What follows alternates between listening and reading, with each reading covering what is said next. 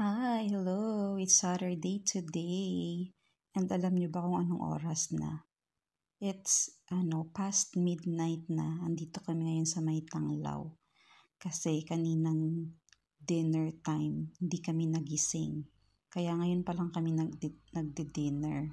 And almost 11 na kami nagising. Tapos sabi ko sa asawa ko, tatamad na ako magluto. Kaya ayan, ang ending, fries tsaka burger.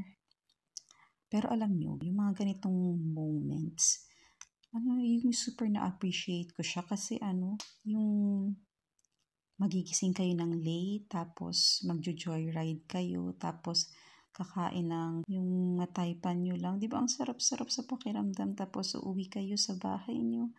Ay, nako po, ang sarap-sarap sa heart. Lord God, thank you so much po sa mga malalaki at maliliit na bagay na tulad nito.